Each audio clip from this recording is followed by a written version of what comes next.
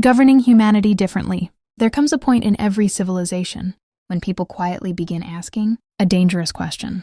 Not the loud question shouted on television.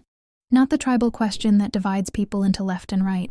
Not the childish question of which party is winning this season. No, the dangerous question is the deeper one. What if the entire way we govern ourselves is wrong? What if communism was not the answer? What if socialism, in its rigid forms, suffocated human initiative? What if modern capitalism left unchecked quietly turned into oligarchy? What if the systems we inherited were not designed for the world we now live in? And what if, instead of endlessly arguing inside these broken containers, humanity had the courage to step back and ask, how should human beings actually organize power?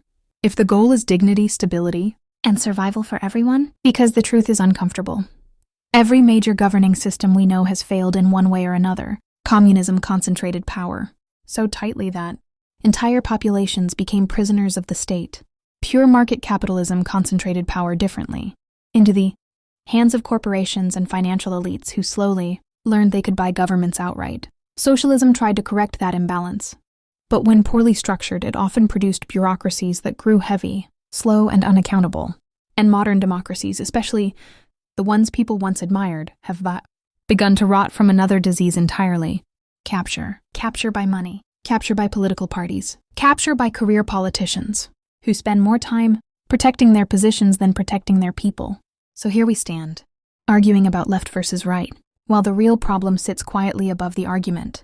The real problem is concentrated power. Too much power in too few hands, too far away from ordinary people, protected by systems that make accountability almost impossible. And history has shown us something again and again. Whether that power wears a crown, a party badge, a corporate logo, or a revolutionary uniform, power that cannot be corrected will eventually abuse the people it governs. So if humanity were brave enough to design something new, something not born from ideological pride but from the lessons of centuries, we would start with a different principle entirely. Not control, not ideology, but balance. A system where power is distributed, watched, and constantly pulled back toward the people it serves.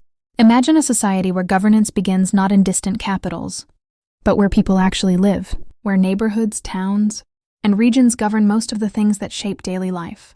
Schools, local economies, infrastructure, land use, public safety, because the closer decisions are made to the people they affect, the harder it is for those decisions to become detached from reality.